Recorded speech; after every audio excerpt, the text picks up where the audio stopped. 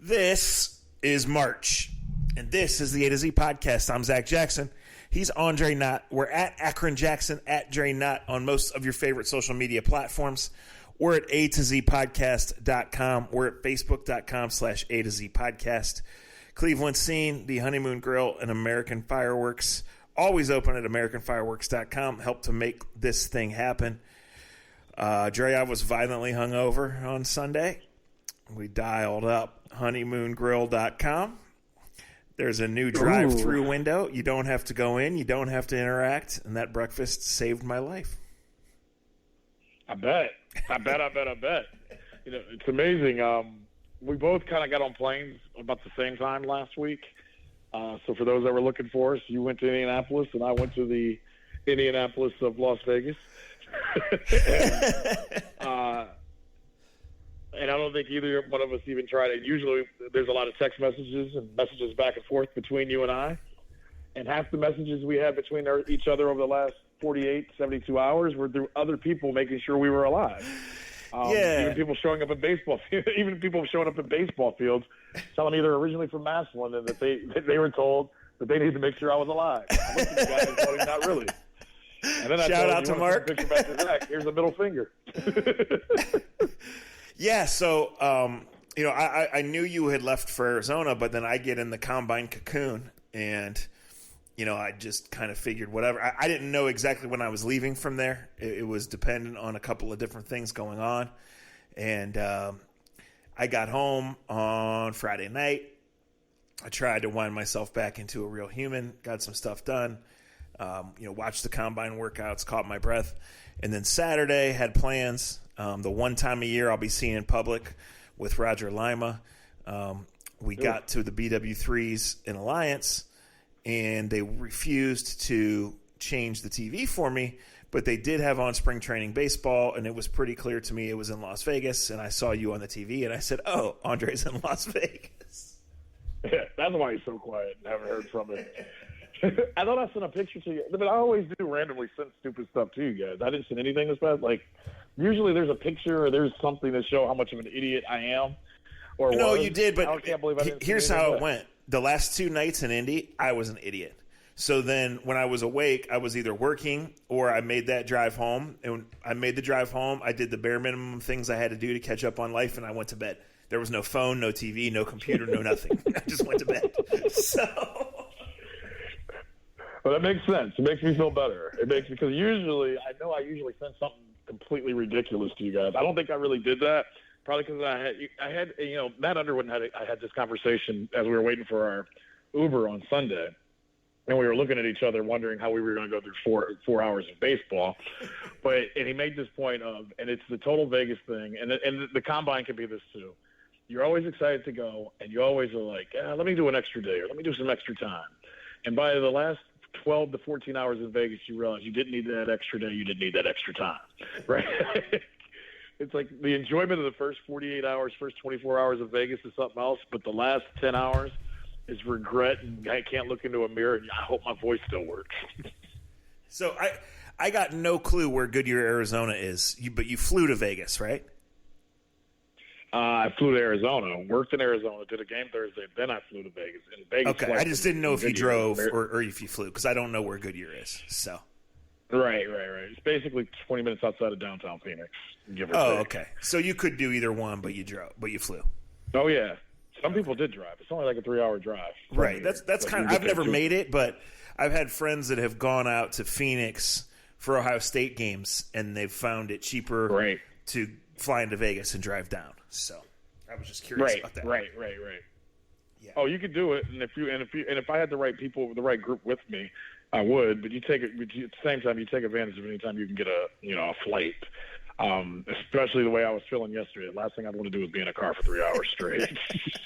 So speaking of hangovers and us acting up, I was on Twitter this morning.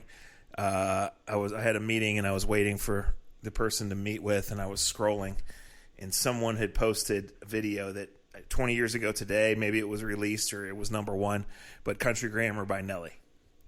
So I'm going down, baby. That took me to acting like an idiot in a lot of bars. So that part really hasn't changed. In country concerts, isn't that amazing how old we are? Yeah.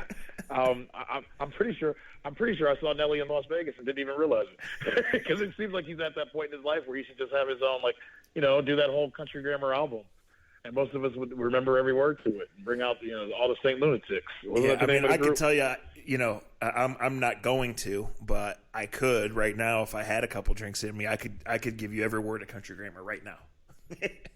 Oh, no doubt, me too. Oh, that whole album was everything. Of course, I wasn't gonna say smarter person, but not smarter. But yeah, I could do the whole album as well. It's kind of scary to think that. I got to say this before we talk any sports. Happy anniversary or happy birthday to The Athletic.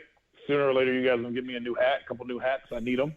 I've been very good to you guys as a publication. I say your name more than I say any other name of people that actually pay me. So therefore, congratulations to The Athletic. I hope they continue to grow. Hope guys that aren't athletic at all jobs to talk about people that aren't fat and athletic. But I appreciate what The Athletic has done to the sports landscape. And I know there will be some jackass that will text or email or tweet at me and say that they don't pay money to read. Well, I think that's more of your problem than somebody that you should be telling me over Twitter. But I love what The Athletic has done for me, especially when I'm having those flights like I did, just coming out here to Arizona or even going to Las Vegas, where I can save stories that I want to read, and I can sit right there on my phone or on my iPad and read decent reading about things I like reading. So happy birthday to The Athletic. I think this is 3 years. I hope they make it 30. I mean, you just said it. Is almost like you were being paid to say it, honestly. The best part of the app is the save stories feature, so you can get it when you're not on the internet, which, in a lot of cases means airplanes at this day and age, but there are other times you can't be online. And I take advantage of it every single time I fly. I hustle through and I mark stories.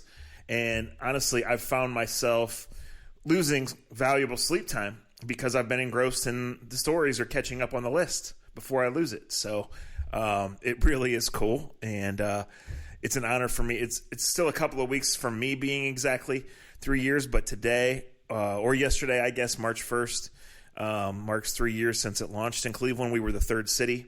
We are now in over 50 cities. It's been a lot of fun. It's been cool. I feel honored and feel excited to continue to have a chance to do good work and see where this thing goes. I mean, we were all together. They brought all the NFL writers and the college football writers for separate meetings last week in and around the combine, where we handled some internal business and then, kind of mingled together. And obviously, that's what I do at the combine. It's a great gig, knock on wood, is you try to go out and mingle and hear.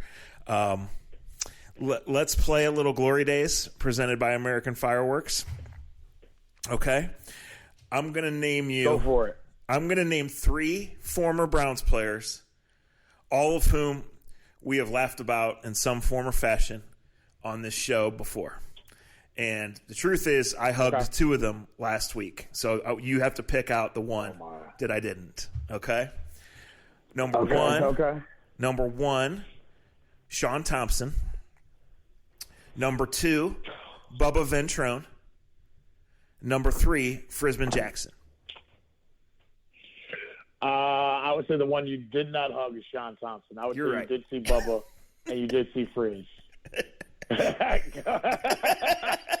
But I knew Bubba was one of them. What is Frizz? Is Frizz moved up from being like the Southern Illinois quarterback coach or offensive Frizz was hired by Matt Rule as the wide receivers coach of the Carolina Panthers. I'll be damned. Good for him. That's awesome. Yep. Saw him in an establishment. Saw Bubba in a different establishment. Saw Kevin Stefanski in the same establishment that Frizz was in. Saw Mike Pettin in that same establishment a couple nights later. Life comes at you fast. The Browns are trying to finalize, Dre, joint practices this summer with the Packers, and that ties into this Glory Days story. Part of the reason they wanted to do it, obviously, it has to work. You don't want to have to fly across the country or anything. But under Pettin, they're a 3-4 front, and the Browns are going to be a 4-man base front. So each team kind of gets a different look. There were some relationships there. Obviously, the Browns have cleaned out the front office, but between the coaching staffs, and they just thought it would be a good fit. And so I saw Freddie at a restaurant. So I saw 3 former Browns coaches, head coaches, a lot of former assistants, obviously, because there's about 135 former Browns assistants at any given combine. No so kidding. to see them, all you got to do is have eyes. I'll never forget the one time. Who was he? I was walking through and the Ryan brothers were wearing throwback jerseys. I want to say Rob Ryan was wearing a Jim Brown throwback jersey at the combine. Oh. I didn't see him this time. I don't know what he's doing. But yeah, saw Frizz and saw Bubba and saw those guys, and yeah, that's amazing. Yeah. So let me ask you this about the joint, and it's a couple of things off that about doing the joint practices with the Packers. I don't know if you found this story. You probably did or did not.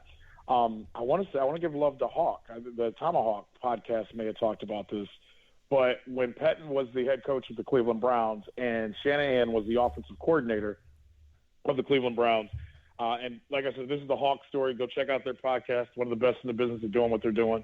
But they talked about how, and Hawk talked about this, is how practices sucked because Pettin would try to kick Shanahan's ass every day in practice rather than preparing for the game. And Shanahan would sit around, and this story was kind of told before the Super Bowl because obviously, or this is because it was told after the NFC Championship game. And basically, Hawk was like, he knew his ass because it drove them absolutely insane to practice against Pettin when they were all in the Browns, because Pettin and his crew of guys would basically stock up to beat the shit out of the Browns offense. And Shanahan the whole time would be like, dude, we're trying to get ready for the Steelers and we're trying to get ready for whoever.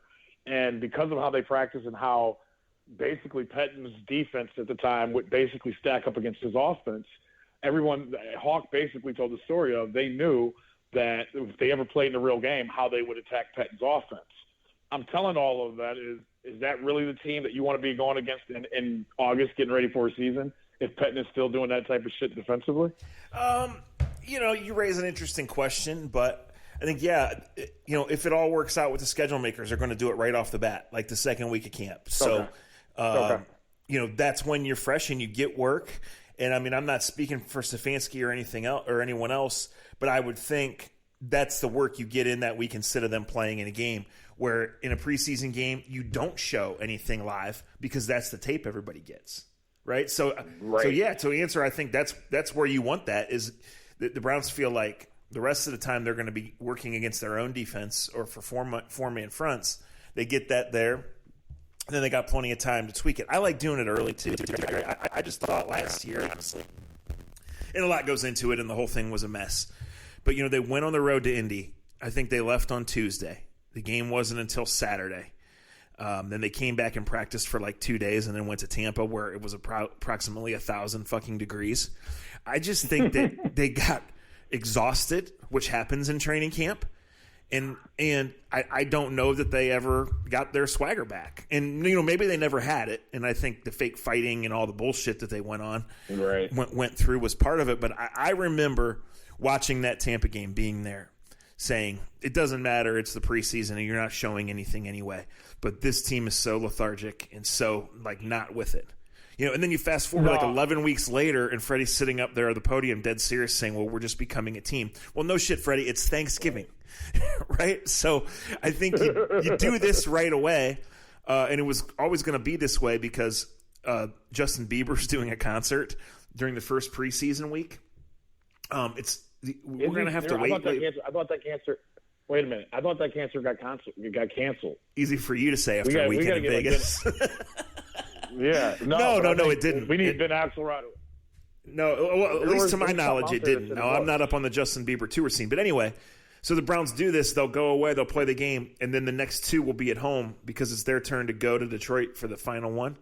So, you get your good work in, you get your groove in then, and then you kind of point towards it. So I like to set up a lot better. I like it too. And look, there's a lot of teams that have overcome way less or way more. It is amazing that the Browns continue to bring in head coaches that don't know what the best setup is or was. And this isn't the podcast to kill them.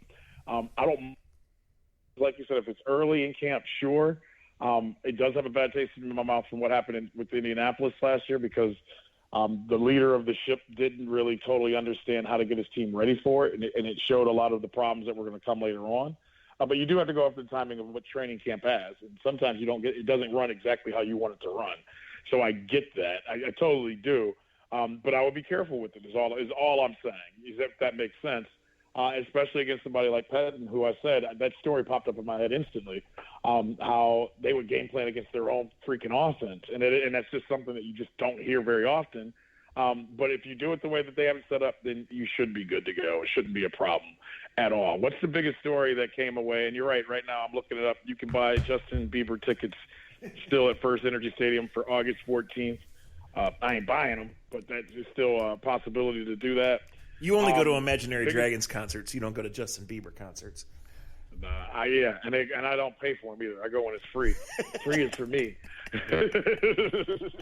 Panera and Imaginary Dragons concerts where you'll find weird white people and Andre. No, you'll find, man, it ain't weird white people there. Weird white people are at the bars you go to in your little stomping grounds that you call home. You get a lot of MILFs. You get a lot of MILFs and people at the Imaginary Dragon concerts now. Be nice. Be sweet to those people. And only so many people can listen to that type of music and still claim it. Did Stefanski talk at the Combine? I'm not sure. Yeah, he did. I didn't keep up. He and Barry both did their 15 minutes on the podium, and then they did side with the local. They were bound and determined not to say anything, which is their right. There's not exactly a game on Sunday. We weren't asking for either the nuclear codes or the game plan, so it was a little frustrating.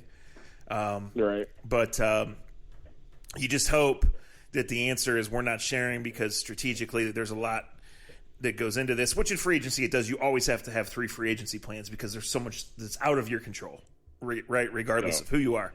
But you have to hope that they want to just really organizationally want to keep it under lock and key rather than the answer being that they don't know.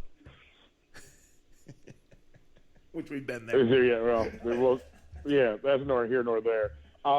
Is there a player that you guys interviewed or somebody that stood out that your first thought was this guy would be the perfect guy for the Browns right now? Because obviously I saw the big lineman running, and that was a terror. That was unbelievable. Yeah.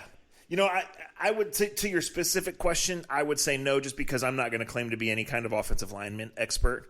I made sure that I was up on, I think it was Wednesday morning, first thing and in position because I wanted to see the Becton kid just walk by among other huge people and just kind of see him up close because 6'7", 346, or 354, whatever he was, 364. I had it backwards the first time. It's hard to believe that was a 20-year-old human being, but it is. Oh. So, and then I only saw Wirfs kind of from a distance, but then I saw the workout, parts of it live and on the whole thing on Twitter. He was a state wrestling champion. He was a shot and disc guy. Becton could dunk the basket. I mean, these guys, they're not normal humans. They're phenomenal. No, not at all. So again, who and what is the best fit? And, a part of this too, Dre, is, Wirfs just turned 21 and Becton turns 21 the week before. Becton essentially played 2.5 years of high-level college football. Wirfs played 3 at Iowa, a place where they've obviously gotten a lot of offensive linemen ready to be really good in the NFL. But, sure. This is a big ask. I mean, probably the Browns are going to have 1 veteran tackle and 1 rookie. And all that whole group of the 6 or 7 guys that are expected to go in the first 50 picks, only one of them was a senior. So all the rest of them have only played either 2 or 3 years and are going to be asked to come right in. So, that's a big ask. Certain ones can do it. Certain ones are ready. But as you look at this roster, especially with Greg Robinson going to play in the Penal League, there's no tutor, there's no stopgap, right? There's, hey, congratulations, welcome to Cleveland. The Browns traded down and picked you, and you're starting right away, which for some places is great. And when you pick a guy that high, it almost should be that way. But, growing on the job can get your quarterback killed. Yeah. Everybody fell in love with the guy from Clemson, and I think we already knew we were going to be in love with him. Didn't he run like a 4.3 4.39. We don't know what position he Yeah. is. 4.39, which is unbelievable. Yeah. He still doesn't have a position. I swear, and look, neither one of us claim to be gurus of figuring out the draft.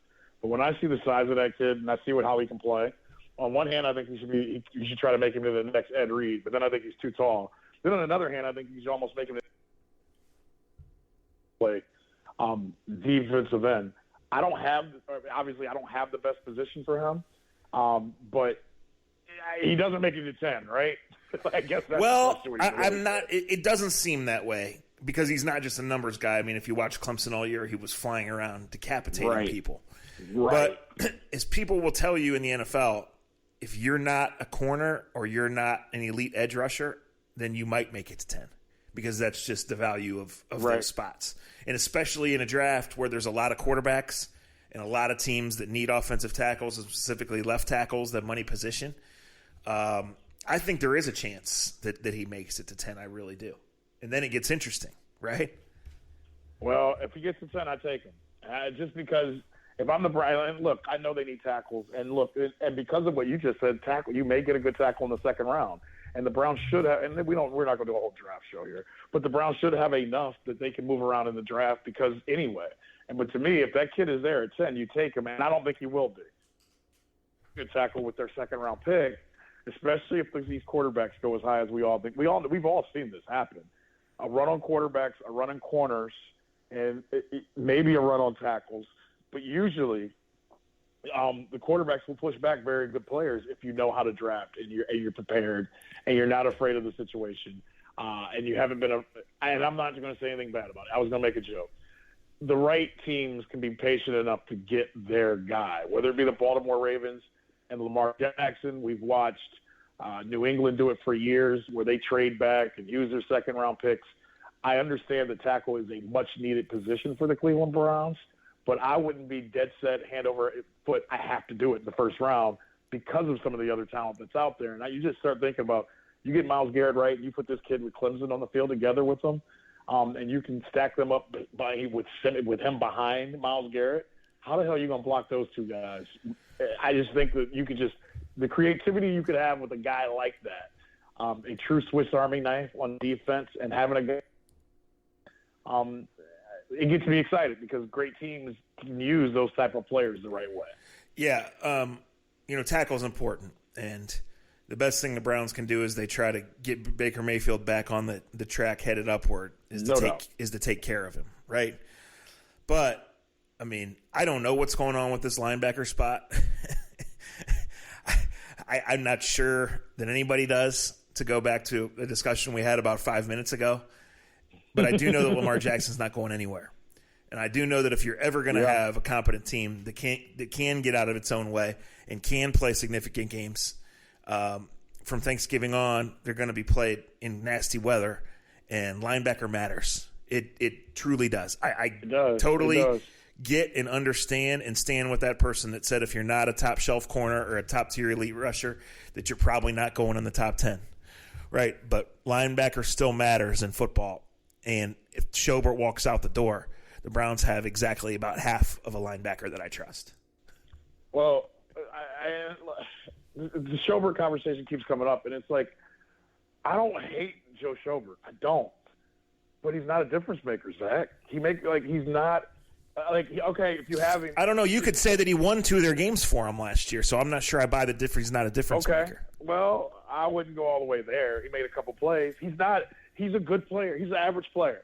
And I hate doing this because I don't like talking about competent players. But you can't sit here and tell me that if you give him $12 million a year that you got a difference maker. All right, for the sake of this argument, I'm going to agree with what you just said. He's an average player. Okay, so that's true for this argument, whether it's true or not. He calls the signals. He never leaves the field. Mm-hmm. He's been injured one time. There's nobody out there in free agency better than him. So is he your average player? Or can you really do you really get better by not paying him that number? Well, is he deserving of that contract? Yes. I won't say that he is not. All I'm saying is I don't think and you just made the point. Lamar Jackson ain't going nowhere. And he's not, and that's not the only player that you're building your defense for. Sure. There is a place for Joe Schobert, but I can't pay him $10 to $12 million, knowing what I'm going to have to pay my quarterback, my end, knowing that I'm going to have to probably play my cornerback big money in a couple of years as well. I just don't see, look, you should be able to know what you want defensively in the draft, and you should be able to go on the draft and find linebackers that you can plug in. The position is important, whether they're undersized guys, whether it's just I hate that they don't have anybody 245 that can bump. But once again, you need a guy that can be. You need someone like Schobert, but I need somebody better. And he missed the tackles this year, and I know he hasn't missed games.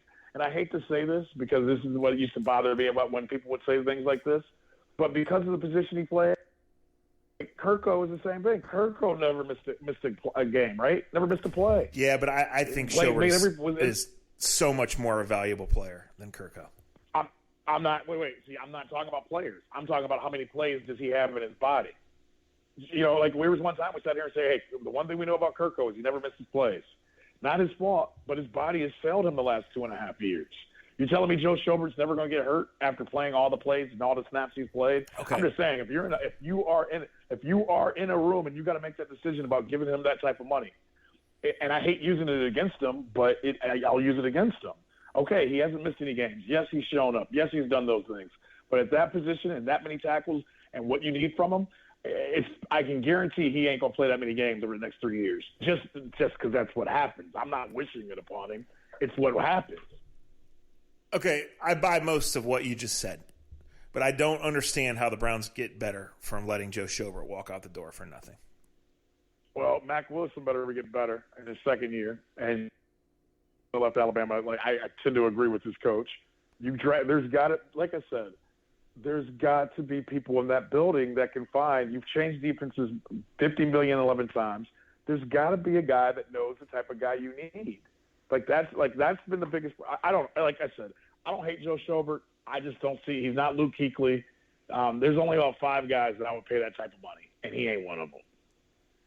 Okay, so what are you going to do with the money? I guess is what I'm asking. You go find a linebacker that fits the defense that you're playing. You go for he's out that's their job. You go find it in the draft. Okay, so draft someone and you. No, listen. If you're going to take Isaiah Simmons, then I'm fine not paying Schobert $12 million. Oh, no doubt. Well, if that's the case, well, you absolutely do it then. Right. But if you're going to take Tristan Wirfs or Jedrick Wills, then letting Joe Schobert walk does not make you better. I can make the argument that even if he's an average player, it makes you exponentially worse. Yeah. I wouldn't want to be in their situation because, like I said, I have nothing against Joe Schobert. I like him. I like him as a person.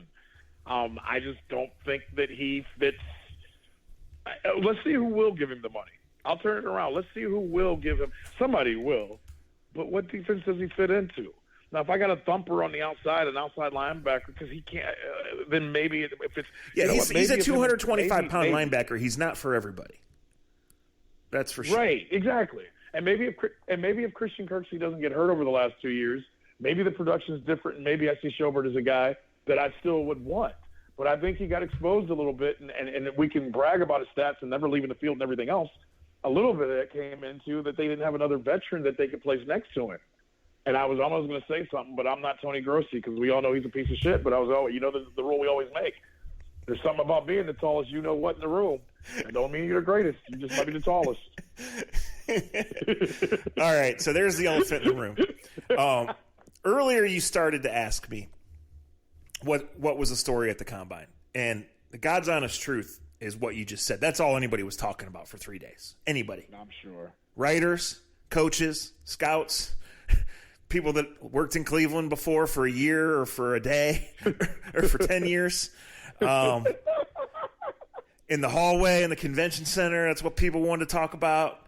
At dinner, it's what people wanted to talk about. At after dinner, at the after party, at the after party. That's what anybody wanted to talk about. I'm not sure I benefit. Before you go on? Uh-huh. Same in Arizona. Continue. I'm not sure I benefit from talking about it. I'll say this. You don't, and you never have. You never have, and you let me say what I feel. But go, you say your part, and I'll say my part. I'm not going to tell. It is what it is. Well, I'll throw it back to you, and I'll let you run with the ball from here. But how about the person that sent us the screenshot of the text? I think the guy's name is Marvin. He said, I'm pretty sure A to Z Podcast used to call Manziel a fucking midget all the time. I mean, I laughed for an hour. I know. And I didn't. And I don't know if it's true or not, but it probably is. That's pretty damn funny. Oh, my God. So funny. It's unfortunate, number one. It's unfortunate because just the rules of the game, the rules of what we do. Look, we all have opinions, and we're entitled to them. But we have to have some public discourse and handle ourselves the right way. And I hope younger people learn from this. That guy, I'm not a fan of, and I've never covered that up. I wanted to be. I mean, I think in my life I go out of my way to try to get along with people and respect people that have come before me. And he never gave me that discourse. And I find it funny, and this is on a personal note. I find this funny is that, and I told this story. Tony and I had it out probably 16 years ago when Gary Baxter went at him. When Gary Baxter was coming back, and Gary Baxter didn't like any of his questions. And Gary Baxter was reading right through him, and Gary Baxter basically Jesus Tony'd him way back then. And afterwards, rather than realizing that and look, he's not the worst person in the planet. Covering that team has done this to him. The competition or lack of competition, not being pushed within his own building. I think there's a lot of other things that go towards it. But his reaction when Gary Baxter didn't like all of his questions and kind of fed back at him was not looking in the mirror, but attacking me, who was in first job or second year as a reporter on the beat, and trying to claim that I was telling players what he was saying about them in the media room. And Mike Snyder, who I love dearly, is one of the nicest men in all of sports, in all of Cleveland, is still pissed to this day that Tony Grossi talked to me the way that he did and what he said. And my dad flew out to Arizona with me last week, and he had brought his best friend. Like, turning jokes on people. And I hadn't even thought about it. And my dad goes, after he read the story, and we all kind of chuckled, and I showed him the text that you just brought up. And he looked at me, he goes, did you guys really say that about Manziel? And I was like, anything's possible with our podcast. But my dad looked at his best friend, and he goes, you want to know what's funny? He goes, this asshole used to look at my son and think my son was telling players how much of an asshole he was. He goes, but look, he just showed what kind of asshole he is. And he goes, it's going to come back on him 10 times harder than what he did to my son. So if I held a grudge against Tony Grossi a little bit over these years, I don't respect him because he didn't respect me. And what he did is unfortunate because we all say things or we all feel a certain way. But it's unfortunate because he's been allowed to represent a lot of places that probably should have checked him way before now. There's a lot of other things I could say, and I'm being very diplomatic as I can be. But I shed no tears. But I think as reporters and everyone else out there, check yourself because it could be any of us that can make that type of mistake. And you never want players or you never want people that you cover to think you don't respect them. And because we want to be respected, right? And I've always tell players this as well. If you got a problem with something I've written, something I've said, say it to my face. Don't talk behind my back. And I've had guys yell at me and call me out for shit that I've said or shit that I've reported. I've had Francisco Lindor run out of the clubhouse during a game and yell at me about stuff. Now, we laughed about it because he knows I respect him as a human being. So I think, to me, stop all the mean tweeting at him. He's got enough issues. Let him get over his own life. I would just say, as people, stop talking shit about people behind their back and say it to them. What's the worst thing that can happen? Now, has the quarterback that he talked about been professional to him? No. And I blame that on the Cleveland Browns. The Browns, I think, is a PR department. You have to find a middle ground. This business isn't about kissing each other's ass. This business isn't about making each other friends. But when you have to work together and we have to tell your story as an organization, I feel like the PR staff a long time ago should have put Baker and Tony in a room and said, you don't have to like each other. You don't have to have fun with each other, but we have to find a respect level between you guys so he can do his job right and so the story can be put out right. And they both have made asses out of themselves because of the other one. And I think that's the part that's unfortunate. You know what I think's interesting? This Houston Astros story. What's that?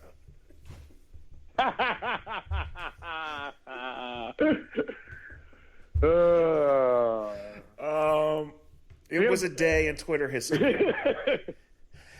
Yes. No, hey, we didn't script this. I knew most of what you said. I guessed most of what you said is what you're going to say. I'm going to leave it at that for now because I just, you don't have, it doesn't help. It doesn't help me, quite honestly, to lecture either the people who really tweet and say reckless, ridiculous things and claim and bang the drum for new media members, but don't have any of their facts right. And it certainly doesn't help me to complain about how a strained relationship would affect the rest of us because I've done that and it hasn't changed. So we'll see how this turns out.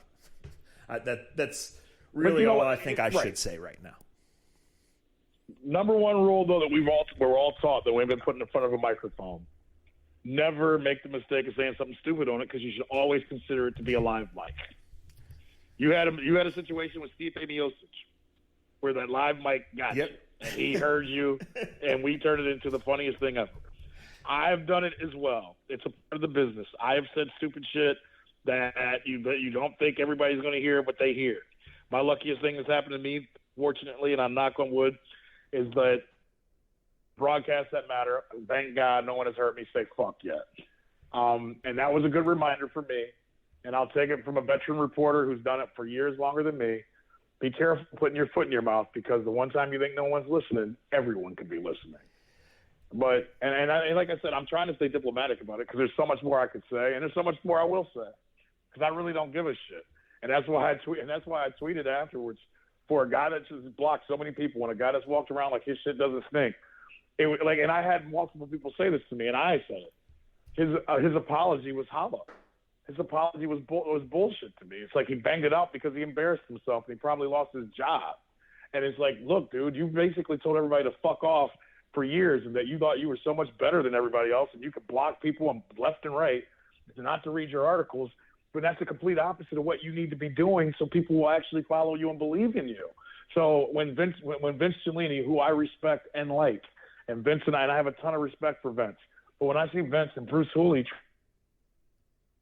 and say, well, he's a good person, or he's written for 30 years, well, he's been a good person to you guys, but he's been a fucking prick to most other people, so he doesn't get the basis of somebody giving him a chance. And yes, he's a good writer. But you know what? It's hard to respect him and hard to like him when he goes out of his way to be a dick to people. Sure, I have people blocked. Sure, I have people muted. But you don't go out of your way out and do it. And you don't go out of it's just it's counterproductive to trying to be productive in this business. And that's the last thing I'll say about it. Well, this business has certainly changed. Twitter has changed a lot, right? It's changed how news breaks. Yeah. It's changed how certain people in our field are viewed. It's changed how certain people work. Some people just write on Twitter, more or less, right? Right. Some people, you used to do all these different things to get people to find your work, and now you just tweet it, right? Hell, sometimes you just go live on Instagram or Twitter. I don't know. Does Twitter have a live button? I don't know. I don't know. But it's certainly changed his career. And well, that's what and that's the unfortunate thing. That's what people are going to remember him by now. He's going to be remembered by a DM that he didn't know how to DM, and by that, and that's unfortunate, because there's way more in life that he should be known for. But that's what he's going to be. He's written his own book. I hope he blocks. Well, yeah, right. I mean, listen, I was in the aftermath of it, whatever day it was, and it doesn't matter. It was a week ago now. I devoted several hours that I should have been working to talking about it or reading about it or following columns on TweetDeck. And I was rather appalled at some of the things that people said, although that's par for the course, and that's why I say Twitter has changed everything, because it's all there for you, right? To be seen, the good, the bad, and the super ugly. But yeah, I think it was a bad look for a lot of people, and I hate that it happened. And I selfishly, and for my peers, and for my job, and for the ongoing relationship between readers, tweeters, followers, subscribers, whatever, I feel like this is something that really could have long-lasting effects. So we'll see what happens. Yeah, we definitely will. We'll definitely see what happens. You want to do baseball segment and get out of here? Yeah, this is the Baseball Minute with Andre Knott. It looks like it'll warm up this week. Looks like Cookie Carrasco will finally get on the mound. I believe also, I just watched him walk by me and get in his car. Mike Clevenger is closer to being healthy enough to start throwing. He started his throwing program. Spring training is much like training camp. It's exciting for it's the beginning of the season. Exciting, like it was cool to have my dad and his best friend out here because they were excited like little kids just to hear the ball hit the bat and hear guys playing catch. For people that report on it, people that like us, it's Groundhog Day, and you're trying to find stories. Shout out to Zach Meisel. He's got a story that's coming out on The Athletic later on this week, and we were in the clubhouse, and I won't give it all away because I know how writers are about this type of thing, especially the two Zachs that I talk to the most. I'm talking to my camera guy from Fox 8 about a story that I think I want to do on a local kid, and he goes, "That's a great idea." And I talk to the local kid. I tell him, "Hey, I want to do this, this, and this, and we're going to send it back, and I go, we're going to blow you up." And he starts laughing, and Meisel looks over at me and he goes, "What day you plan on running that?" And I'm like, "Why?" And he goes, "Because I already got that story written." And he goes, "And that'll just screw up my whole week if you beat me to it." And I'm like, "Well, you got to tell me when you're running it so we can drop it on the same day." I guess what I'm saying is, for us as reporters that are trying to come up, and I give Meisel a lot of the sheet, he usually goes outside the box, and The Athletic has done a great job of allowing him to write outside the box to give creative writing and creative stories. But I guess my real point to this is we're all at that point of spring training where there's no stories to be broken just yet.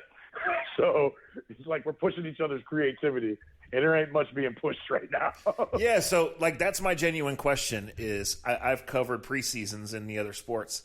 I don't know what a spring training is like. So like, are you seeing growth in the baseball team? Are you seeing certain players knocking on the door? Or are you just like everybody putting in their time right now and then we'll see how it all works out later? Yeah, this sport is so hard because, obviously you see guys – I mean, first you go through the period of time where you see guys for the first time since you last saw them, in September, and you can tell where certain guys, and it's part of it, and it's kind of guesswork. I'll be honest. Like Oscar Mercado and Shane Bieber, for me, are two great stories. Now everybody knows them. Well, I found out who Oscar Mercado was last year at this time when he wasn't on the. He wasn't an invite. He got pushed. He got, he was he was playing in late in the games. We were tweeting about him. We didn't really know him because he got traded over at the trade deadline the year before. But he was still very to himself when you interviewed him and talked to him. Really nice kid, but didn't say a lot. You could just tell he wasn't comfortable yet. I just did an interview with him today that's going to run on Fox 8 later this week. And he's had his number retired at his high school. He fits in now. I guess you would have better words. You know what it's like when the difference between a rookie in an NFL locker room and an NBA locker room to when they walk in and they feel like they belong. Oscar Mercado belongs now. You know what I mean? Like he walks in, not that he's arrogant, not that he's cocky, but he knows where his car's parked. He knows where to get his bats taken care of. And I think that shows out in the field when he goes out to batting practice or play. So you hope that plays along with him growing. Shane Bieber, I love this story because it's so real. And it's the coolest thing about spring training after I tried to make it not cool. A couple of years ago, basically to give the complex, and I'm in it right now, has about 6 to 8 feet. And the main ones, like fields 1, 2, and 3, are basically the big league fields. But the minor league fields way in the back, it's a further walk, and all the minor leaguers are now in the camp now. And 3 years ago, during spring training, Corey Kluber was throwing like a simulated game on the back fields here, on one of the minor league fields. And because of Shane Bieber's last name, obviously that name stuck out. I didn't know how good he was as a pitcher, but you saw his name, and he was sitting on a bench with a couple other minor league guys, and they were sitting on a bench watching Corey Kluber throw a simulated game 3 years ago. And because of the name, I think Jordan Bastian, who worked for MLB, who's now working for MLB in Chicago, he took a picture of it. And the picture originally was just to show Kluber throwing a simulated game. But the name Bieber happened to be in the background, and because it's Bieber, and this is the most Bieber has ever been said on this podcast, I'm sure, by the way, the picture kind of went viral because everybody's like, oh, they've got the singer, they got the pop star on their team. Well, I brought that up to Shane Bieber today, and we both chuckled. Even a year ago, Zach Meisel and I were sitting in the press box when Bieber was pitching, and the scout basically said to us, if this dude is if this dude is the number 5 starter for the Cleveland Indians, they're going to have the best rotation ever. Well, obviously, we know what happened last year. You get all the injuries to the rotation. He ends up being the MVP of the All-Star game, leads the team in wins and strikeouts.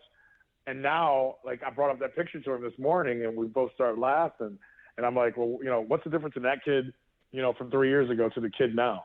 And he looked at me, and he goes, I hope I'm still the same kid, but I have a better feeling of who I am and that I do belong and that I can be successful here. He goes, that kid that was watching Corey Kluber do that simulated game, he goes, I was just hoping that I would get the nerve to say hi to him and shake his hand and ask him how he got there. I think those are the coolest stories to watch. So, in a roundabout way, I'm watching big league players. You kind of have an idea what the 26-man roster is going to be.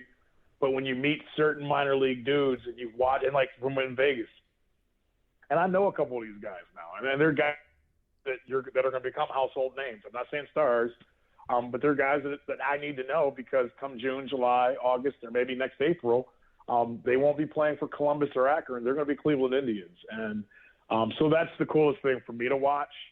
Or even like a guy like Framel Reyes who's lost 15 pounds and hits balls 500 feet every day. That's the main thing you're looking at, but you never know how that's going to correlate when the season starts.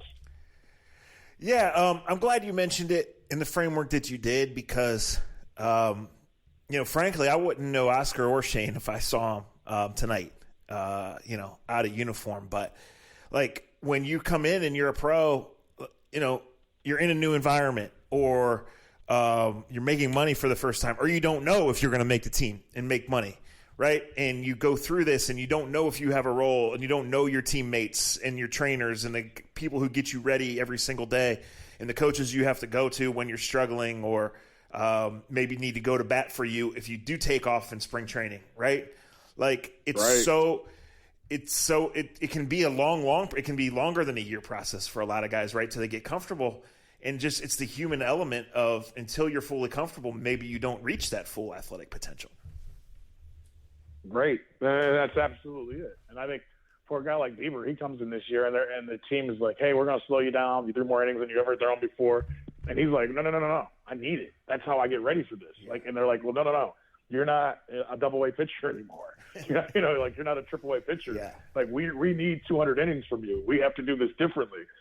Zach Plesac is like that. Zach Plesac last year left here. He left Arizona and he went to Akron and played in Akron and then came right to Cleveland. So, so I see the funniest part, and because there's so many guys, this is the interaction of guys that all went to Akron together last year. And now they look at Aaron Savali, Zach Plesac, and Shane Bieber, and they're like, holy shit, you were my teammate a year ago. How do I get where you're at? You know what I mean? You can see that. The Tristan McKenzie's. There's these other young kids, pitchers, and these other players going, we were on the same team, not that long ago, and now you're a star. How do I become a star? Not so much a star. How do I become a big leaguer? I think that's one of the cool things to watch, even with Lindor. I watched Lindor come in, and we all know what his career has been. But the first couple of years, very quiet, kept to himself, had the unbelievable personality. But he stood behind the Brantleys. He stood behind the Kipnisses. It was their team. I go in the clubhouse now, and it's reggaeton playing, and it's his voice. It's his fucking clubhouse. Get used to it. And that's changed over the last 5 years. Right. No, that is interesting. All right, we're gonna get out of here. It is early in the week. So hopefully we'll be able to regroup. Any more trips, or is it straight spring training now for you? I'm actually sneaking home Thursday night. I've got like 2 doctor's appointments Friday, and then I got a dance Friday night with my daughter, and then like we're turning right around after the dance and getting right back on a plane, and I'm bringing the Knots to Arizona. Oh, gosh. All right. Well, we'll get together later in the week then and do this. If you know me, you know I'm a college basketball junkie, so these are some of my favorite weeks of the year. We are 2 weeks away from Selection Sunday and 3 from the tournament, so we'll be talking about that. If you just get on board with college basketball this time of year, it's fine. Welcome. Next week is the week where there's sports on TV almost every day at 11 a.m. It's a good week. So we thank you guys for listening, for tweeting. But here it's like 8 in the morning. Oh, Shout yeah. out to Joe Varden. Last time I'll call out the Athletic. I still need a new hat. Great job making LeBron and Zion be friends. Joe, that was a great article, and I mean that. I love watching somebody like LeBron. I'm only saying this because we know LeBron, and we know how LeBron works. It was funny. Joe wrote a great article about how they both kept saying that they hadn't talked to each other or knew each other. And I got off the plane last night from Vegas, and they were hugging each other, and LeBron was whispering into his towel to him, making sweet love to him. It's just, to me, it's funny. And go with this, and I get it. I think the dynamic of star player and the guy that you're passing the mantle to, easy for us to write about, easy for us to talk about, but just like in anyone else's life, it's hard to pass that along when that's all your life has been, right? I don't blame LeBron for making rules to it. Michael Jordan didn't just open his door and let him walk in. Kobe didn't just open his door and let him walk in. I'm not saying you got to bow to the king, but sometimes you got to bow to the king. Yeah, sometimes in every realm of life. So, well, I'll just say this. I've seen the article. I haven't had a chance to read it yet, but I was able to watch most of that game last night, and that performance by 23 got me real excited for the NBA playoffs because that was freaking incredible.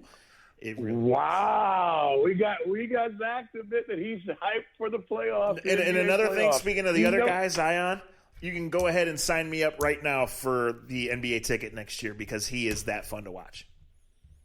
He is. He really is, man. I'm just glad to hear this. I'm happy to hear you finally have kicked the bucket and you're ready. It must be March. Zach likes all basketball, not just the ones with little white kids that'll be lawyers in 5 years.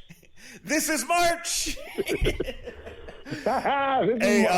In March, it's a great time to log on to AmericanFireworks.com, go to the coupons section, and start thinking about May when you can shoot them off. Thanks to American Fireworks. Thanks to you guys. Thanks to Scene. Thanks to Honeymoon. For Andre, I'm Zach. We will talk to you soon on A to Z.